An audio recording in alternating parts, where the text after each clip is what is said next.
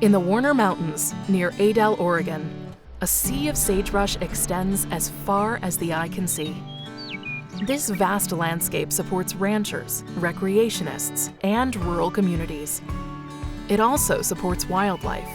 In fact, more than 350 species depend on the sagebrush ecosystem, including pronghorn, mule deer, and the iconic sage grouse. But after a century of fire suppression, trees like the western juniper have spread from the rocky ridges of the Warner Mountains down into the sagebrush sea. In just the past 20 years, more than 1 million acres of sagebrush have been lost to tree encroachment in the Great Basin. This invasion of trees has been happening for decades all over the world. The science shows that this expansion of trees impacts the health and resilience of rangelands, putting wildlife at risk.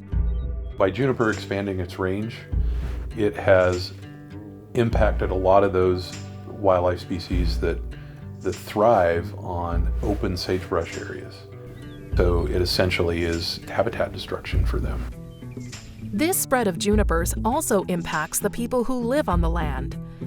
As stands of trees become thicker, they siphon precious water from streams. They fuel hotter and more severe wildfires, and they replace native plants that livestock feed on.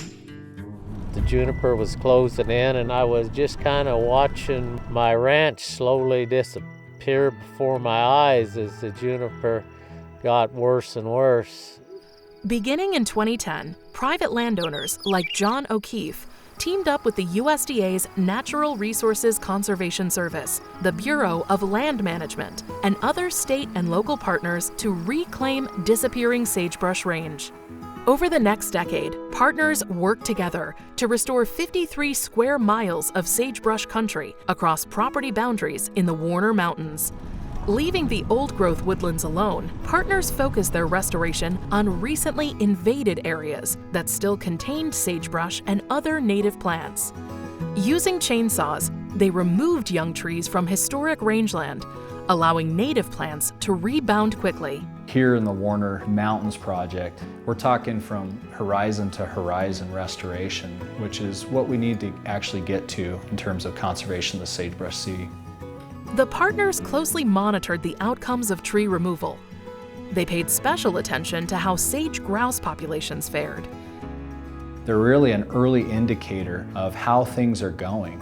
So goes the sage grouse, so goes the sagebrush sea. And we really wanted to use that as a barometer of how well our restoration actions were working.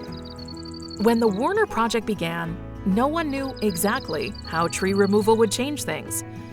To find answers, scientists from the BLM, NRCS, University of Idaho, and Oregon State University monitored plant and animal species in the area. They also tracked over 400 sage grouse hens over 8 years.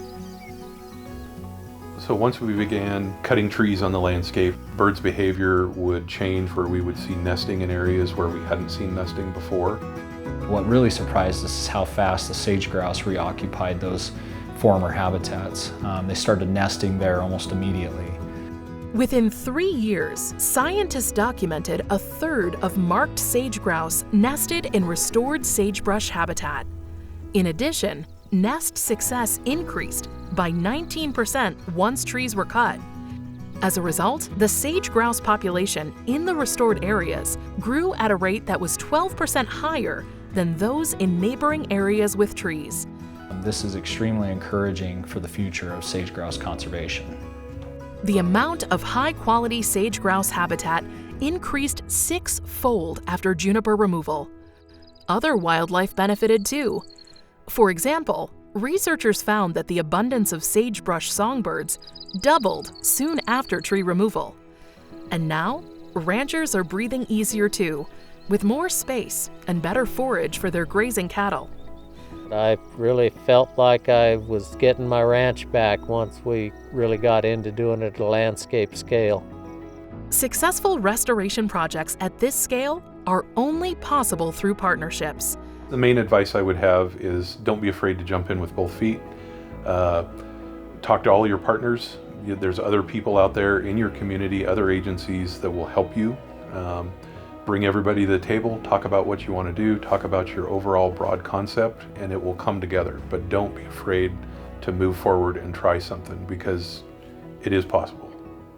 Indeed, the resounding success in the Warner Mountains is being replicated in other watersheds across the Sagebrush Sea as partners come together to tackle the problem of tree invasion and achieve similar outcomes.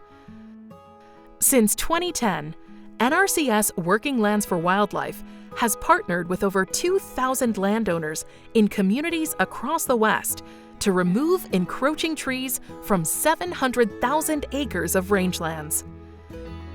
By working together, we can create healthy, resilient working lands that support people and wildlife for generations to come.